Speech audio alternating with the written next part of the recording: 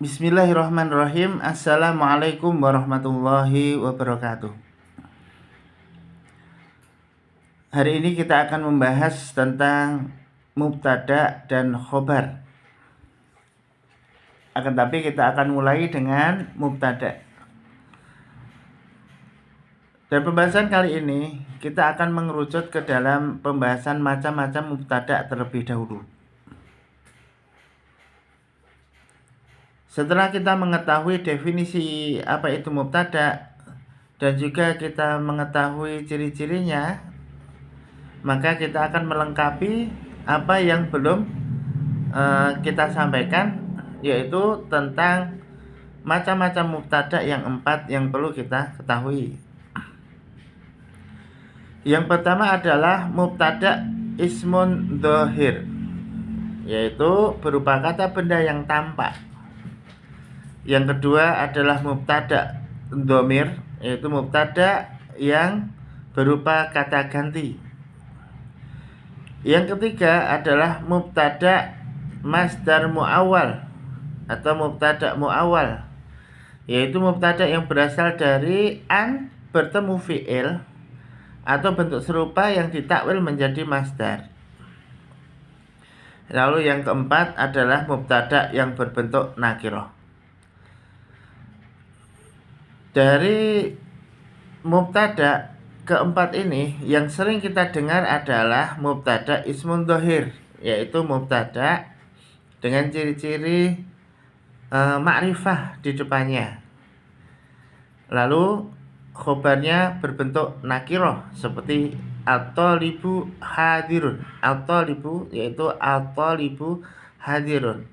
At-thalibu di situ adalah ismun ma'rifah di awal jumlah dan dia marfu'. Itulah disebut dengan mubtada yang sudah kita ketahui untuk membedakan mubtada khobar, na'at man'ut dan mudhaf ilaih. Kalau untuk mubtada khobar yaitu ma'rifah bertemu nakirah, at-thalibu hadirun, al-mudarrisu mahirun, al-masjidu kabirun, yaitu ma'rifah al-masjidu kabirun nakirah. Ma'rifah ketemu nakirah disebut mubtada khobar. Lalu kalau nakirah ketemu nakirah atau ma'rifah ketemu ma'rifah disebut na'at man'ut atau sifat mausuf. Lalu yang ketiga, ketika nakirah bertemu dengan ma'rifah, itu ciri dari mudhafun ilaih. Itu hanya gambaran umumnya. Akan tapi sebenarnya banyak model atau bentuk yang lain yang belum kita ketahui. Maka dari situ kita akan mempelajari pelan-pelan agar kita mengerti bentuk-bentuk dari mubtada khobar, bentuk-bentuk dari na'at man'ut dan bentuk-bentuk dari mudhaf ilaih itu. Akan tapi hari ini kita hanya mengkhususkan macam-macam bentuk mubtada. Kita akan baca yang pertama adalah mubtada ismun dhohir, yaitu berupa kata benda yang tampak. Contoh yang pertama bisa kita baca Zaidun mujtahidun. Nah, di sini ada kata Zaidun mujtahidun. Maka bagi orang awal, dia akan bertanya, Zaidun ini kedudukannya apakah mubtada? Kalau mubtada kenapa tidak ada alif lam? Karena ma'rifah itu harus ada alif lam. Itu bagi pemula, bagi orang yang baru mempelajari bahasa Arab. Dan di sini kita akan bahas Zaidun adalah ismun nama seseorang. Nama seseorang walaupun tidak ada alif lam, dia tetap dihukumi menjadi ma'rifah. Jadi seperti Muhammadun, Aliyun dan sebagainya tidak harus pakai alif lam. Itu disebut ma'rifah. Dari situ Zaidun mujtahidun adalah Zaidun adalah mubtada, mujtahidun adalah khobar mubtadanya. Yang kedua, ini adalah contoh yang sering diperlihatkan, yaitu nampak jelas at-thalibu hadirun. Al-talibu di situ adalah murid yang hadir. Al-talibu murid itu hadir. Al-talibu di situ ada alif lam, ada ma'rifah.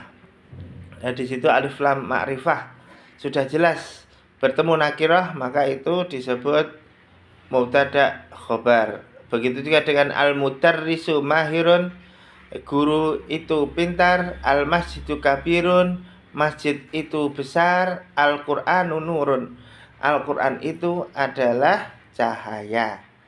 Dari di sini ilmu yang kita dapat adalah yang pertama, zaitun walaupun tidak ada alif lam karena itu ismun insan, nama manusia, tetap dihukumi sebagai makrifah.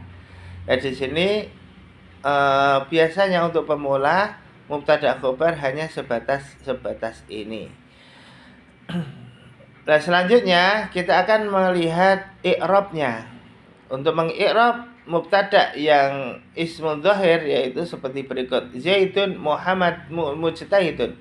Zaitun mujtahidun. Zaitun mubtadaun marfu'un wa alamatu raf'ihi dhammatun al-dhahirah. Yaitu zaitun adalah mubtada yang marfu' wa alamatu raf'ihi, dan tanda-tanda marfu'nya adalah al-dhammah al-dhahirah, yaitu dhammah yang nampak. Ya, zaitun jelas ada dhammah di situ. Di akhir kata zaitun ada dhammah. Lalu mustahidun khobarun marfu'un wa alamatu raf'ihi dhammatun dhahirah. Mustahidun juga khobarun marfu'un wa alamatu raf'ihi, dan tanda rafa'nya adalah dhammah yang jelas. Nah, di situ nanti tanda-tanda rafa itu macam-macam tergantung kondisi ismun tersebut. Kalau ismunnya itu ismun mufrad seperti yang di sini, atau libu itu kan mufrad, maka itu marfu'nya dengan dhammah. Coba kita ganti dua murid, berarti dijadikan musanna, maka at-talibani hadirani. At-talibani itu menjadi marfu'nya, alamatnya sudah tidak dhammah lagi karena musanna menjadi alif. At-talibani itu ada alif sebelum nun, itu sebagai tanda kalau dia itu adalah marfu' karena musanna gitu ya. Lah untuk i'rabnya gimana? At-talibani mubtadaun marfu'un wa alamatu raf'ihi alifun. Alifun li'annahu musanna, karena dia adalah musanna. Seperti itu.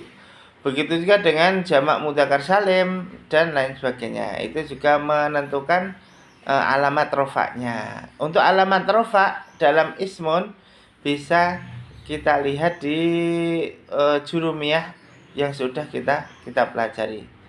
Wa alamatu raf'ihi itu berapa, nanti bisa dihafalkan lagi, bisa disebutkan lagi. Karena kita di sini hanya membahas tentang macam-macam mubtada.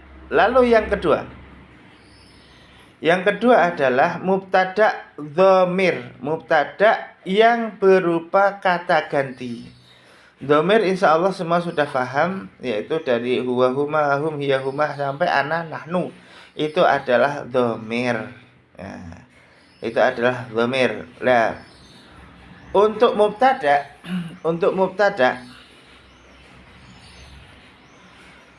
itu adalah dhamir munfasil, yaitu dhamir yang terlepas, seperti ana, seperti huwa huma hum itu. Kan nanti ada dhamir mutasil. Dhamir mutasil itu seperti kitabuhuma, yaitu yang nempel dengan ismun, atau nempel dengan kata atau dengan fi'lun gitu ya. Tapi kalau dhamir yang terlepas ini disebut dengan dhamir munfasil, dhamir yang terpisah. Nah, di dalam contoh ketika kita membaca suatu teks ada kata ana muslimun, maka ana itu sepintas itu bukan ismin ma'rifah karena nggak ada alif lamnya. Anta, huwa, hiya, dhamir itu nggak mungkin akan ada alif lamnya. Karena apa? Dia mabni, dia itu tetap.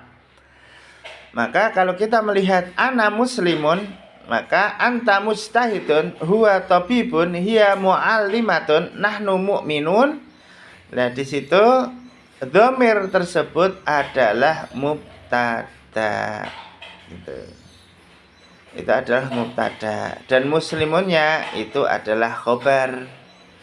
Jadi jangan bingung ketika ada di awal jumlah ada dhamir, maka dhamir itu disebut mubtada. I'rabnya bagaimana? Itu ana muslimun, kita i'rabkan ana adalah dhamirun munfasilun mabniyun, yaitu dhamir munfasil yang tetap. Mabni itu tetap, ana ya ana, enggak akan berganti ani, enggak akan berganti anu. Tetap ana fi mahalli raf'in mubtada, yang menempati rofaknya sebagai mubtada gitu, walaupun tidak ada tanda-tanda rofaknya, tapi dia fi mahalli raf'i mubtada, di tempatnya rofak mubtada. Muslimun yaitu khobarul marfu'un wa alamatu raf'ihi dhammatun dhahirah, khobar yang marfu' dan tanda dari rafa'nya adalah dhammah yang nampak. Muslimun. Nah, di sini insyaallah mudah difahami. Lalu selanjutnya yaitu tentang mubtada dari masdar al-muawwal, yaitu mubtada muawwal maksudnya. Yaitu mubtada yang terbentuk dari an dan fi'il. Jadi kita langsung saja ke contoh ya, nanti akan ditakwil menjadi masdar. Antasumu khairul lakum. Antasumu, an bertemu fi'il mudhari' antasumu, maka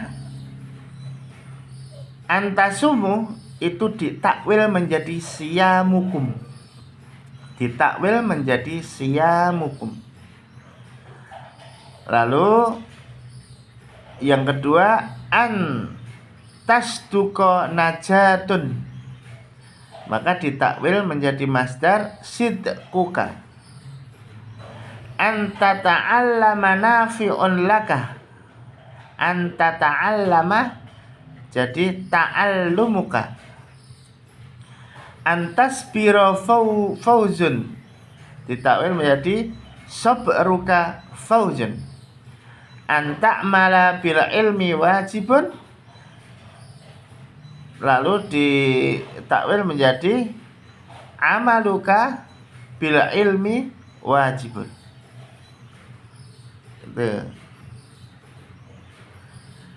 Ini sehingga dijadikan masdar yang asal mulanya adalah huruf inna, anna, bertemu dengan fi'il, maka itu bisa ditakwil menjadi masdar.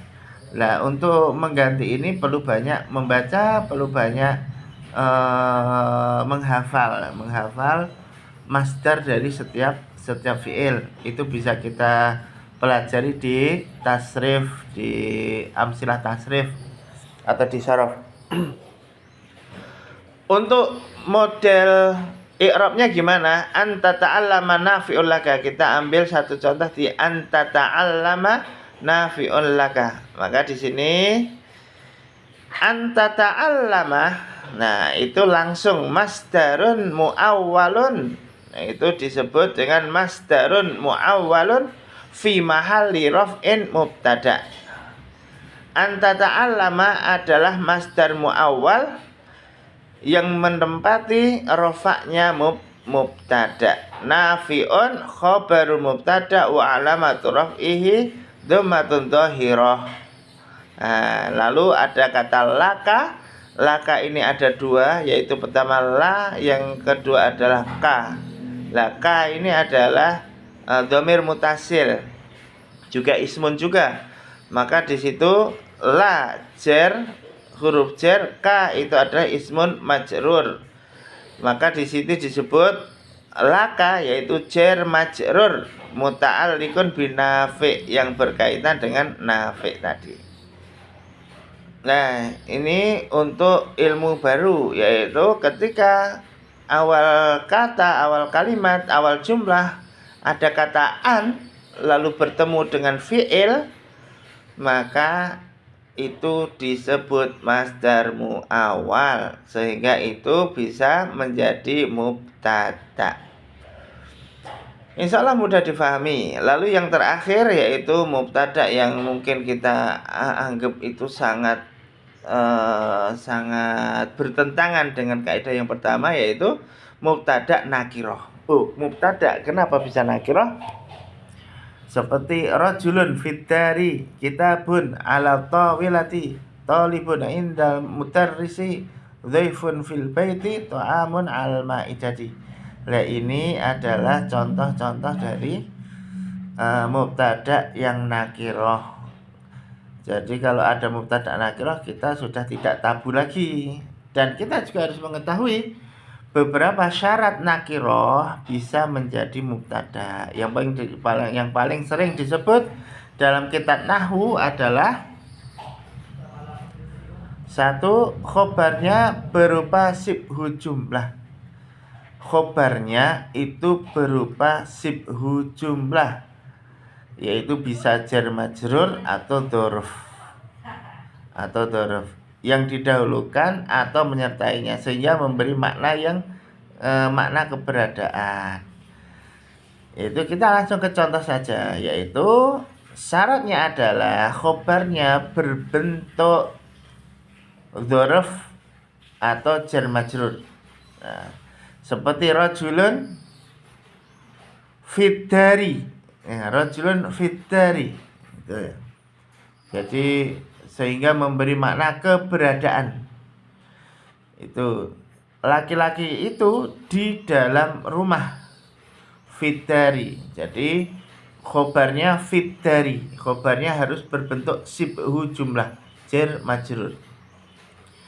Kitabun alal maktabi, bentuk dzarf atau di atas maktab, di atas atau jar majrur, di atas buku, di atas meja. Buku itu di atas meja, maka di atas meja ini adalah khobar yang berbentuk sibhu jumlah. Kalau khobarnya berbentuk sibhu jumlah, maka mubtada'nya itu bisa menjadi nakiroh, sehingga ketika ada kalimat yang awalnya nakiroh lalu setelahnya adalah jar majrur atau dzarf, maka atau sibhu jumlah yang lain, maka itu disebut mubtada dan sibhu jumlahnya adalah khobar. Insya Allah bisa dipahami ya. Selanjutnya adalah yang kedua, syaratnya yang kedua adalah ketika nakiroh disifati mempunyai sifat, disifati atau mempunyai sifat, yaitu nakiroh mempunyai sifat. Sebagai contoh, rajulun shalihun hadirun, rajulun shalihun hadirun, rajulun mujtahidun najihun. Itu yaitu seorang laki-laki yang soleh itu hadir. Nah, seorang laki-laki yang soleh itu hadir. Talibun mujtahidun najihun, seorang murid yang bersungguh-sungguh, dia itu sukses, dia berhasil. Itu juga salah bentuk dari awal mulanya sudah berbentuk na'at man'ut, seperti halnya sifat mausuf, yaitu rajulun sholihun. Rajulun sholihun hadirun, itu boleh menjadi dia nakiroh, tidak harus ar-rajulu as-sholihu hadirun, tapi juga bisa rajulun sholihun hadirun. Itu sehingga ketika ada bentuk seperti ini kita tidak lagi bingung. Lalu yang ketiga adalah bermakna umum atau doa, seperti halnya salamun alaik, salamun alaikum, gitu ya. Rahmatun lil mu'minin, itu seperti itu. Kata-kata seperti itu adalah mubtada dan khobar. Mubtada nakirah gitu ya. Yang keempat, didahului kata-kata penafian. Didahului kata-kata penafian. Yaitu seperti a ilahun ma'allah. Apakah ada Tuhan yang bersama Allah? Tuhan yang menyamai Allah. Ma ahadun fil bait, tidak ada satu orang di rumah, tidak ada satupun orang di rumah. Maka ma ahadun itu jadi nakirah karena didahului kata tanya atau penafian gitu. A ilahun, apakah ada Tuhan ma'allah selain Allah, itu ada kata-kata tanya, maka ilahun itu bentuknya nakirah. Ma itu juga adalah kata-kata penafian, tidak ada. Ma ahadun, tidak ada satupun orang fil bait, di dalam rumah, maka ahadun berbentuk nakirah, mubtada berbentuk nakirah. Yang terakhir yaitu menunjukkan pembagian atau perincian. Di situ ada wa, ada atafnya seperti rajulun alimun wa rajulun jahilun. Itu seorang laki-laki yang pandai dan seorang laki-laki yang bodoh. Dan di situ ketika pembagian atau perincian seperti itu, maka boleh membawa nakirah, sehingga rajulun alimun wa rajulun jahilun. Nah di situ. Nah selanjutnya, bagaimana contoh i'rabnya?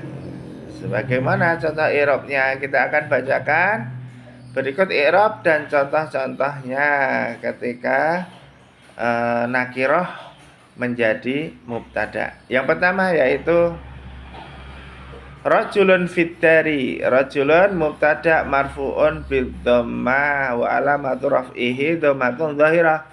Lalu fi itu adalah harfu jar mabni alal sukun. Lalu yang selanjutnya adalah ad-dari, itu adalah ismun majrur bi fi. Fidari itu disebut sibuk jumlah fi mahali raf'in khobar. Itu insyaallah mudah ya.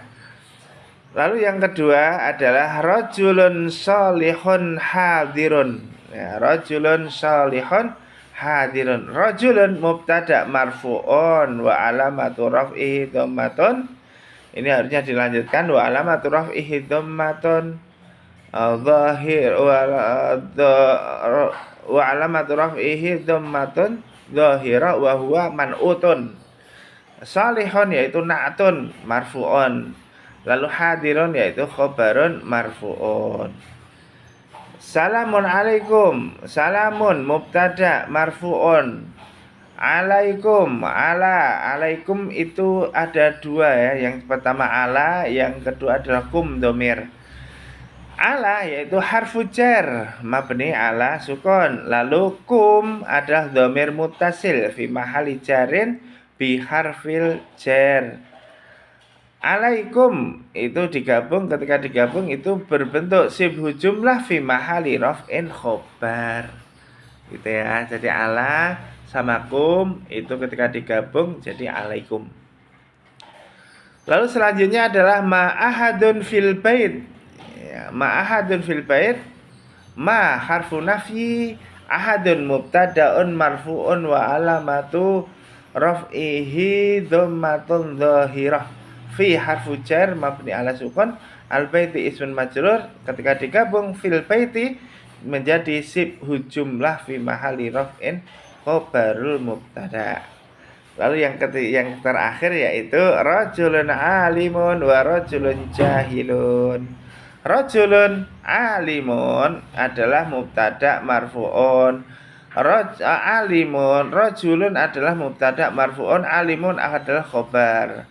Lalu al-wawu di situ adalah huruf ataf. Rajulun mubtada marfu'un, jahilun adalah khobar. Semudah itu insyaallah. Setidaknya kita sudah mengetahui ada beberapa macam tentang mubtada. Dan insyaallah kita akan lanjutkan di sesi selanjutnya, yaitu tentang macam-macam khobar. Mungkin hanya ini, semoga bermanfaat. Wassalamualaikum warahmatullahi wabarakatuh.